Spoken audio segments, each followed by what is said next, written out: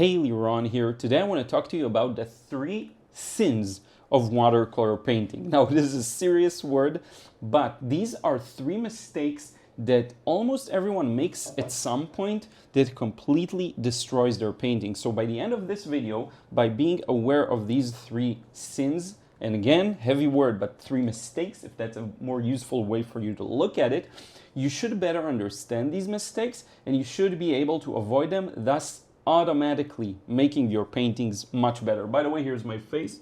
Hello. I don't know why I didn't turn on this camera. So sin number 1 is going to be neglecting, pardon my handwriting, wetness.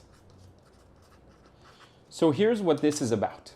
Watercolor is all about water and color, which means the most important thing is wetness. So if I am painting a wash and I go ahead and I start with this wash, and it's kind of dark, right?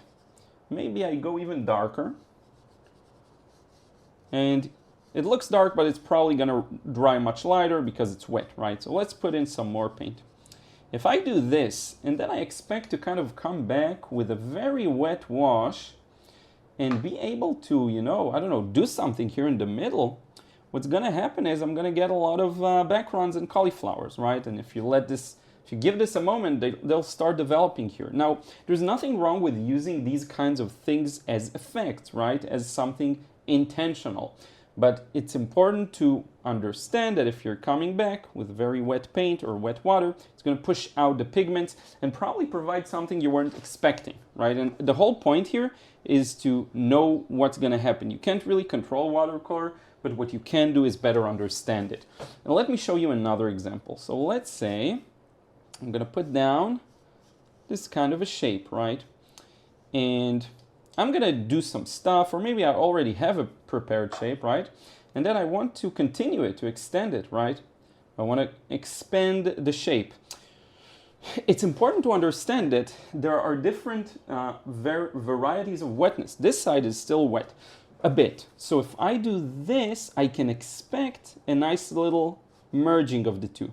But if I go here where it started to dry, you see how it's not going to merge as easily. And if it's too dry, it's going to create, once again, backgrounds. Now, there are ways of alleviating that. So if I go like this a couple of times, usually it kind of opens up the paint and allows for it to blend. So there are tricks of handling this. But again, look at this one here, starting to, oops, sorry, too much exposure, starting to dry, right?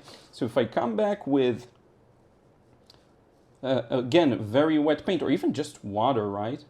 And I kind of touch this edge, I will make the paint move. And that's something you want to be aware of. You see there's this strip, a line here created. It's a bit subtle, but you'll see it once it starts drying. You see this? And this is not what I wanted, right? Maybe I wanted to extend the shape, whatever it is. So the only sin is neglecting wetness. The way you do things is totally up to you. You get to choose how you paint. You can use all sorts of weird effects, whatever it is. But the problem is when you ignore levels of wetness. And I see this a lot, and then that's going to wrap up this first one. When people use very tiny brushes and try to obsessively render the shapes that they're seeing, right? So this is a very common experience. In fact, instead of zooming in later on the video, let me just grab my piece of paper, and you do this, and you're trying to be very accurate with whatever it is you're doing, right? And then by the time you want to maybe, I don't know, do wet in wet or something like this, it's a little too late. You use not strong enough paint and you see nothing happens, right? This is a very common experience. Nothing happens. I want to darken this, but there's not a lot of movement here. In fact, I made the paint move outwards. Whereas if you're more aware of wetness, you know that in order to get something to actually appear, you have to use significantly stronger paint, right? And that way, not only will you get it to darken wet in wet, but you'll also not get those backgrounds that we just saw, okay? So that's watercolor sin or mistake number 1, and that's ignoring wetness. Again, do things your way, but be aware of wetness. The second one is ignoring reflected light, okay? Reflected light is what's responsible for all the colors you're seeing here in the scene, right? So when I put my hands here, you see how it affects the paper? Not only do my hands cast a shadow, but they also change the color that you're seeing. If I take this palette knife, which I like to often use, see right next to it, you get a bit of a change of color here. And you'll notice again, without it, and with it, you get a bit of red radiating over the paper. So if you ignore reflected light, your scenes are going to fall much flatter. And I'm going to show you on the screen, oops, sorry, I bumped the mic. I'm going to show you on the screen a side-by-side view of what this looks like. And that way you'll better understand. For a very practical purpose, when I paint a car, right, the top part of the car, whether that's the area for the windows or whatever, I'm just doing an abstract here, okay? The parts that face top are usually cooler because they face the sky, but then the parts that face bottom tend to go warmer because they reflect light from the ground, and that's a very useful effect in your paintings. And then once again, if it turns to the ground, you go again cool or warm, whatever it is necessary, right? And that's a very useful effect to have. Or if you want to really simplify it, imagine you have just a ball, simple ball. So you could do this, right? You could paint the shape of the ball, and then you want to shade it. Okay, I'm going to add some black, and there we go. We darkened the ball, and then maybe we want to darken it some more, so we darkened it some more, and then maybe there's a cast shadow and we're done. But this is flat. There's nothing interesting about it. How about we take into consideration the ground, right? And so we have a ball. So right, the top part is facing the sky. Let's say it's a bit reflective, like the beam thing, right? There's the, what is it, in Chicago? I don't remember where. There's a beam. Seattle? I don't know. I'm not sure. So then it reflects the ground. It goes a little warmer, right? So why not include that little effect to show the light reflecting on it? And then in the middle, maybe, yes, we do have a sharp transition from light to dark, but look at the bottom with the reflected light from the ground, and then it casts a shadow. What this does is it anchors all the colors of the scene. It makes them make sense. Whereas if you just shade with the same gray, you'll always end up with a result that doesn't feel as luminous, doesn't feel as good. Now, to really see this effect, you have to look at completed paintings, which is why I'm showing them to you on the screen right now. There's a limit to how much I can show you with just a quick demo, okay? So that would be ignoring, I didn't write this one, not that anyone wants to see my handwriting, ignoring reflected light. I actually have a really nice handwriting, but now on cold press paper with my completely spent pencil and doing this while filming, that's what happens. Now, watercolor sin number 3, and that is being too scared to go dark enough. And I see this all the time, so let me show you. Let's say we have a scene here.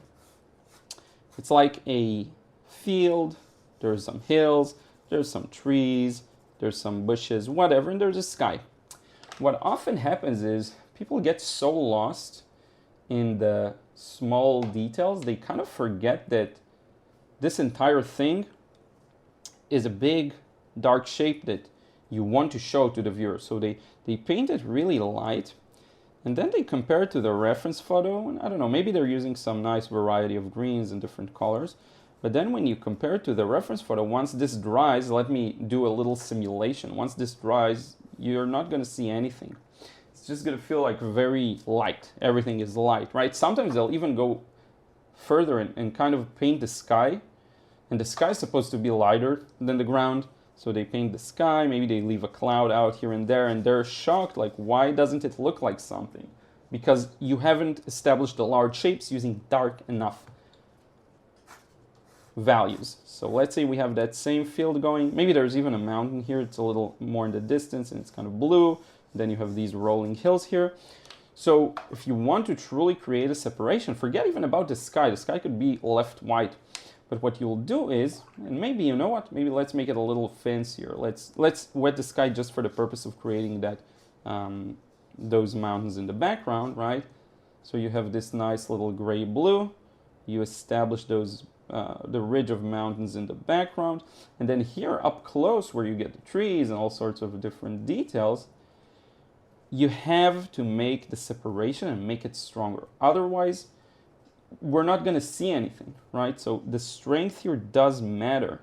You want to convey that these are two separate shapes for the sky and the ground. And yes, you could have like a meadow here or something like that. And for that one, you may go lighter, right? So you may go just with your some kind of a greenish yellow light, but it's still going to be considerably darker than the sky, and then maybe you want to have some bushes here or some details. You have to push it to be stronger. Kind of try to cheat myself. But yeah, let's say you have some details here, some there. Maybe you want to strengthen this whole thing. Maybe there's cast shadows to the right. It doesn't matter, right? But when you look at these two from afar, one of those tells the story, light and dark, and the other is a mushy mess. And that's what happens when you are scared to paint dark enough. Okay? So these are the main 3 watercolor sins / mistakes that I am seeing all the time with beginners. If you just solve these 3, your paintings are going to be masterful. I'm telling you, no exaggeration. If you just solve these 3 problems, your paintings are going to be masterful. You don't need anything else. Composition, forget about composition for a moment, forget about drawing skills, forget about color matching and value matching, though that is used here to some extent, right? Just if you think about these 3 ideas, your works, and look at this. This is so beautiful, right? And there's barely anything here. Your work will immediately separate itself from everyone else's. So I hope I've given you some food for thought. If you enjoy this kind of content and you find it helpful, be sure to check out my frustration-free watercolor course, link in the description box below. It's going to show you exactly how to loosen up with watercolor and easily master all of this, because when you find your freedom and looseness, this becomes easy. This is nothing. You can do this. Also, I want to thank everyone who supports me over on Patreon. Really, really appreciate that. If you want to receive credits at the end of the videos and access to some exclusive processes, come on, what are you doing? Go ahead, check it out, support me there. And yeah, you'll get a bunch of perks. As I mentioned, credits at the end of the videos, access to some exclusive processes, posts I shared are a bit of bigger head ideas, things that are a little more heady. And yes, I am working on something, just teasing it out there, a new program, but I'll update about that in a future video. If you've been wanting to do one-on-one with me, keep an eye out. It's going to be cool. So I'll see you in the next vid. Till next time, take care.